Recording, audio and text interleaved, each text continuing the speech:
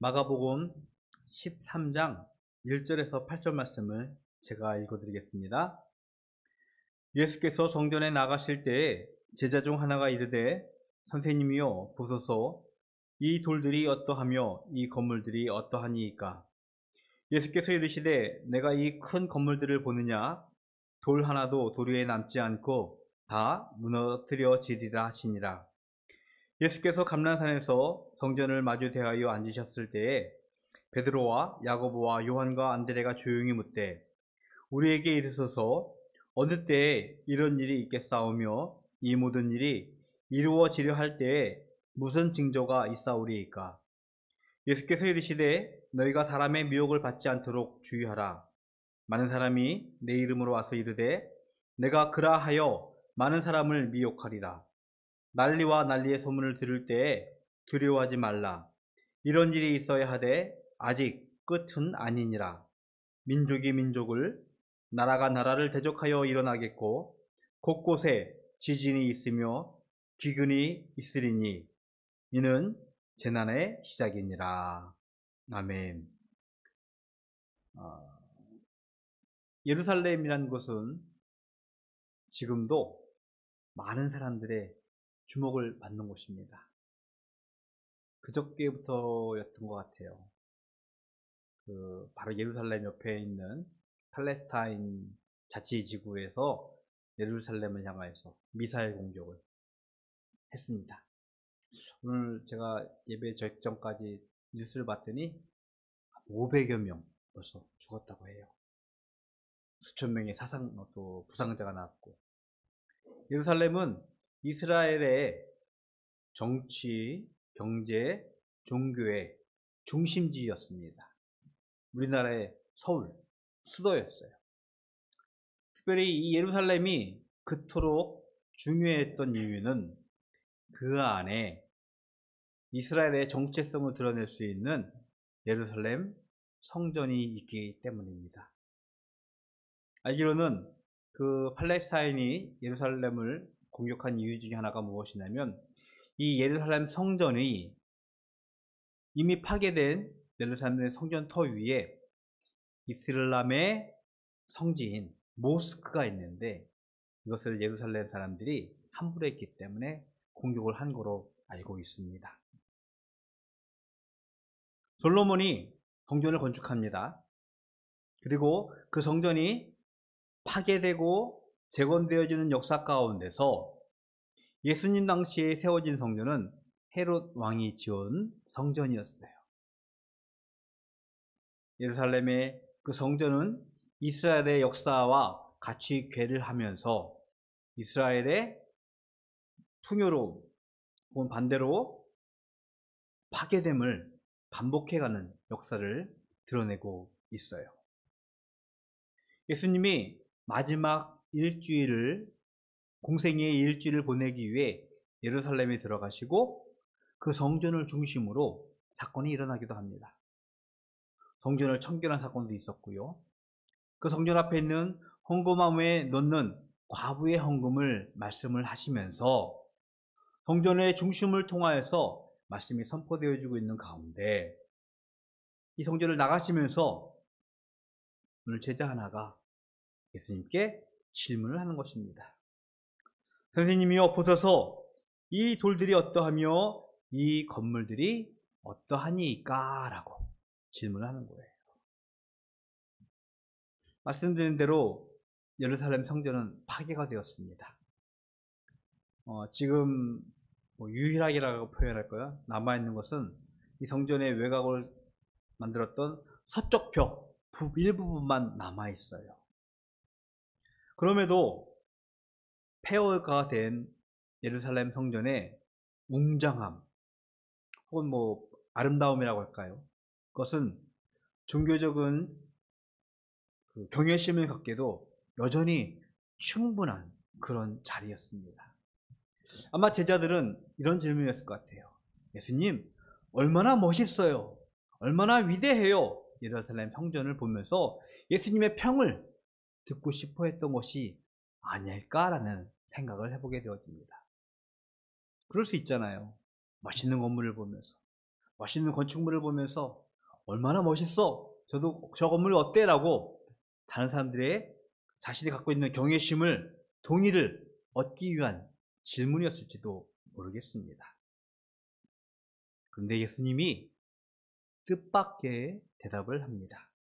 2절에 보니까 내가 이 큰 건물들을 보느냐? 돌 하나도 돌 위에 남지 않고 다 무너뜨려지리라. 예수님이 과거에 그런 말씀을 바리새인들에게 했어요. 이 성전을 허물라. 내가 3일 내에 다시 지리라. 헤롯 성전이 재건되어지는 데는 수십 년이 걸렸어요. 그 수십 년 재건되어지는 그 과정을 예수님이 3일 만에 다시 재건하겠다고 하니 얼마나 우스웠겠어요. 그런데 오늘 예수님이 이 건물의 웅장함, 아름다움을 보면서 감탄하는 제자들의 질문에 이런 대답을 하는 거예요. 돌 하나도 돌 위에 남지 않을 것이라고. 고고학자들이 이 예루살렘 성전을 발굴해 가면서 주변에 성전에서 나온 것 같은 돌들을 발견했다고 합니다. 2.5m, 그리고 이게 2.5m, 세로가 2.5m, 가로는 30-40m 되는 그런 돌들이 발견됐다고 합니다. 300톤, 500톤 되는 돌 같은 모양들이 성전에 사용됐을 거라고 추측을 하고 있어요. 그런 돌들이 돌 위에 하나도 남지 않고 다 흩어질 것이라고 예수님께서 말씀하시니 제자들은 놀랄 수밖에 없는 것이죠. 그러나 실제로 역사적으로요, AD 70년경 이탈리아, 로마의 병사들이 예루살렘을 함락하게 되어질 때 예루살렘 성전을 정말로 완전히 파괴했어요. 그래서 지금 예루살렘에 가면 성전의 터만 남아 있어요. 아마 그 이후로 그것을 점령한 이슬람이 모스크를 세웠고, 그 모스크가 예루살렘 성전 한 가운데 있기 때문에 여전히 이스라엘 사람들과 유대인들과 팔레스타인들이 대립해 가면서 지금까지 전쟁을 이루고 있는 모습을 보게 되어집니다. 예수님은요, 이 성전의 파괴를 더 이상 하나님의 말씀을 상실한 거짓 껍데기뿐인 유대교, 즉 율법 시대를 종말을 선언하고 예수님으로 인한 복음 시대를 선포한 것이었음에, 그 역사적 사실, 플러스 역사적 사실이 동시에 이루어지고 있음을 이 말씀을 통하여서 우리에게 말씀하신 거예요. 여러분, 너무나 당혹스러운 질문을 듣고 대답을 듣고 제자들이 예수님께서 예루살렘 성전이 보이는 기드론 골짜기 건너편에 감람산에 오르셔서 성전을 바라보면서 조용히 묻는 것입니다. 실제로 예루살렘의 지금의 사진들을 보면요, 멀리서 보이는 터 위에 금색 모스크가 보이는 사진들을 많이 볼 수 있을 거예요. 그 사진을 찍는 곳이 바로 이곳이에요. 감람산이라고 해서 그 골짜기 건너편에 있는 산인데, 거기서 보면 성전이 이렇게 잘 볼 수가 있어요. 지금처럼 드론이 있어서 하늘로 쑥 뛰어서 예루살렘 찍는 것이 아니라 자연스럽게 그 감람산에 올라가면은 성전을 마치 하늘에서 보는 것처럼 볼 수 있는 곳이 있었습니다. 이곳에 앉았을 때 제자들이 예수님께 조용히 묻는 거예요. 이런 일이, 즉 그 성전 파괴가 언제 일어날 것이며 그 일어날 때에 어떤 일이, 무슨 징조가 있을 것입니까? 라고 묻는 거예요. 예수님은요, 이미 제자들에게 십자가의 고난과 죽음, 그리고 부활, 그리고 예수님께서 아버지께로 가실 것을 가르치시고 말씀을 하셨어요. 그러면서 예수님이 다시 오시리라, 마지막 때를 제자들에게 말씀하셨는데 그때는 심판의 때라 말씀을 하셨습니다. 성전 파괴를 그리고 재난이 시작되는 경고를 예수님께서 자신의 고난과 죽음 앞에서 말씀하시고 이것이 곧 이어서 마지막 때, 즉 종말의 때를 이어가는 말씀으로 자연스럽게 이 말씀하시면서 예수님은 성전 파괴와 더불어서 마지막 때를 제자들에게 말씀을 하시는 것이었어요. 먼저 예수님은 제자들에게 이렇게 말씀을 하십니다. 5절에 보니까 너희가 사람의 미혹을 받지 않도록 주의하라 라고 말씀을 하십니다. 바로 6절에 보니까 그 이유가 설명되어졌는데 많은 사람들이 내가 그다, 즉 내가 그리스도다 라고 하면서 사람들의 마음을 미혹할 것이라고 말씀을 하셨어요.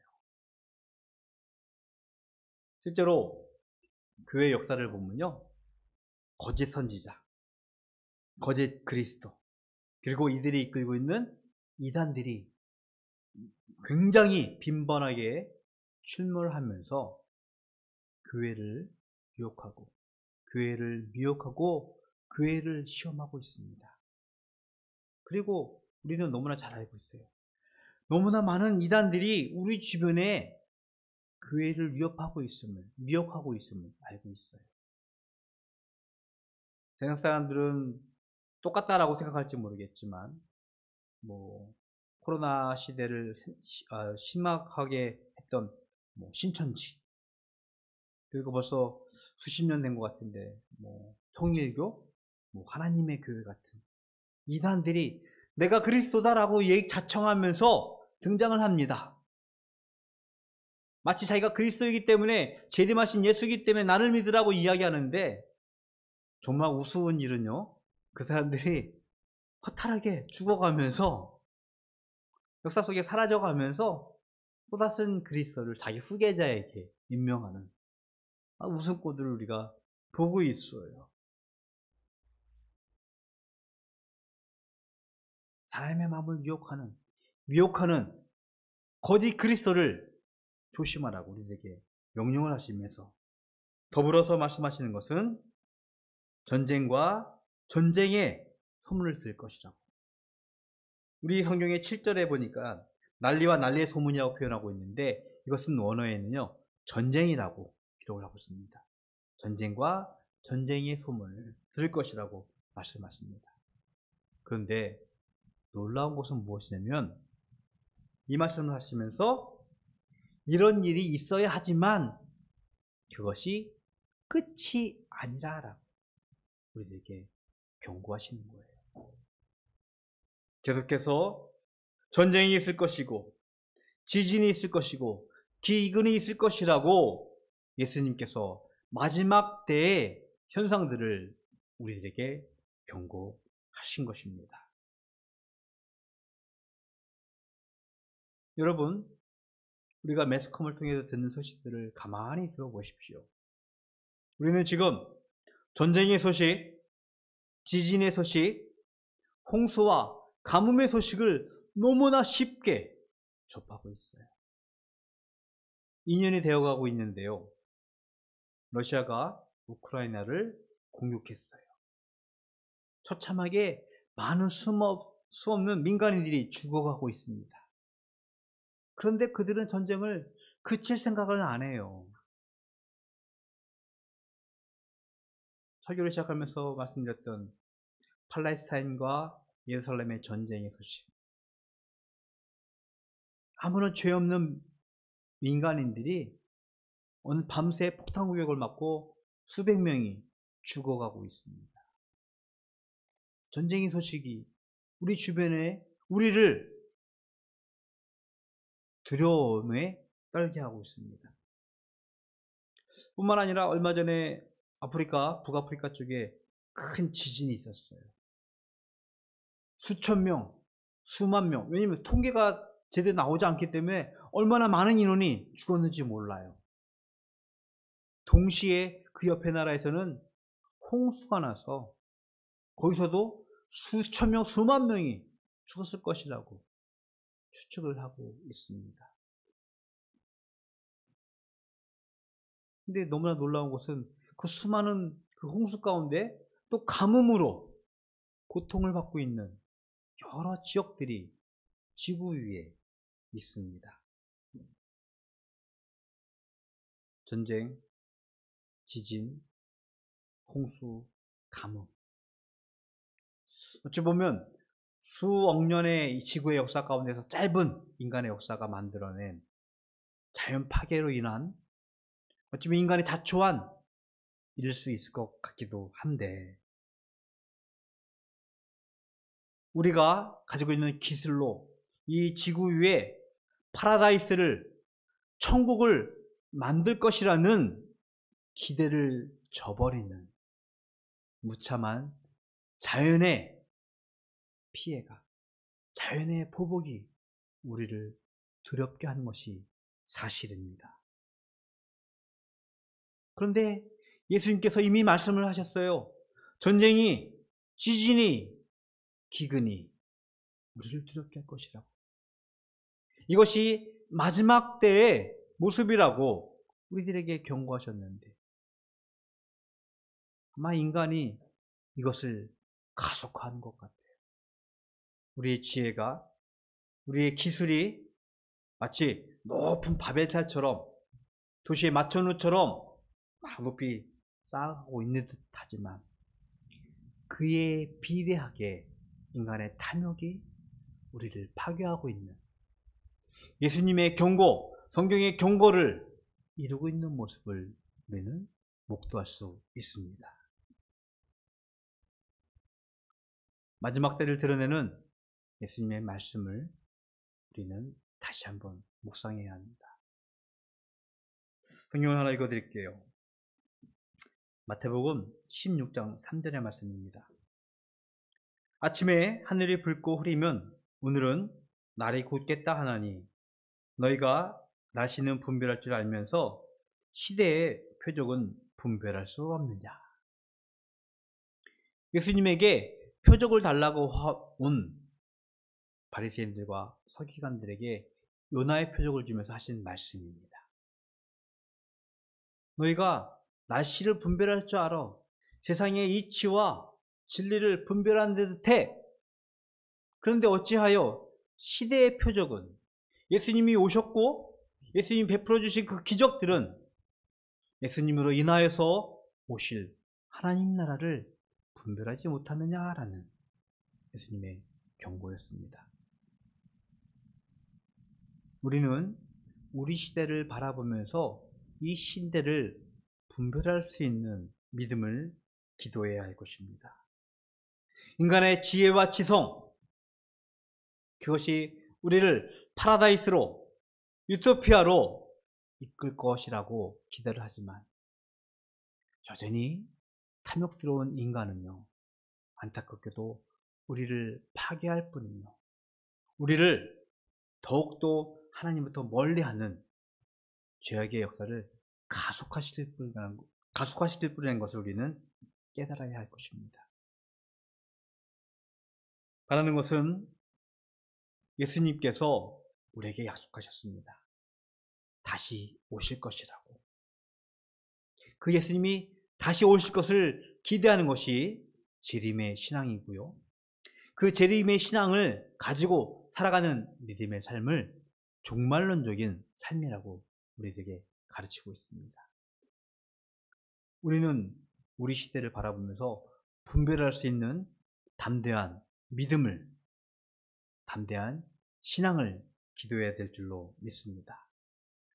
우리에게 수많은 일어나는 여러 가지 현상들을 보면서 예수님께 우리에게 주신 경고라는 것을 겸손히 믿음으로 고백하면서 우리의 삶을 말씀에 비추어서 살아야 될 줄로 믿습니다.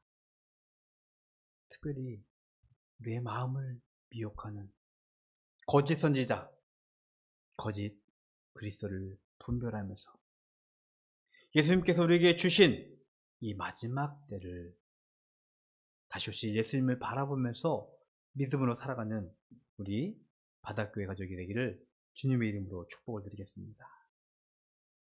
마지막 때라고 성경이 분명 우리들에게 말씀하고 계세요.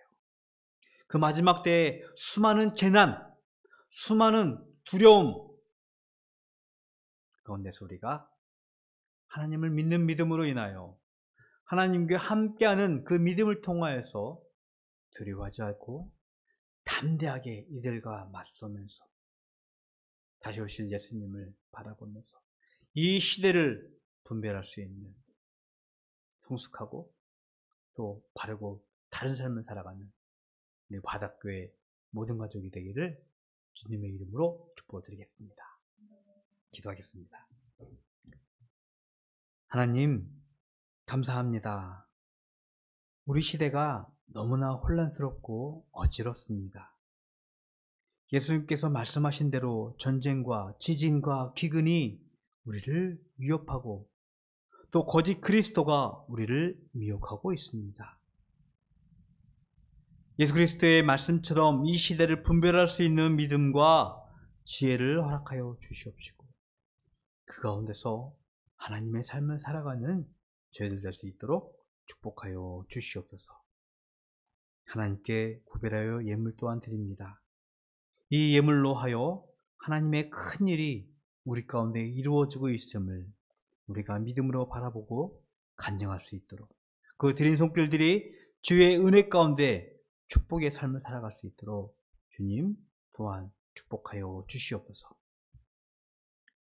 지금은 우리 주 예수 그리스도의 은혜와 하나님 아버지의 크신 사랑하심과 성령님의 교통하심이 마지막 때를 살아가는 믿음의 백성들이 이 시대를 분별하는 믿음으로 다시 오실 예수님을 바라봄으로 살아가기를 소원하는 모든 성도들 머리 위에 영원토록 함께 있을지어다. 아멘.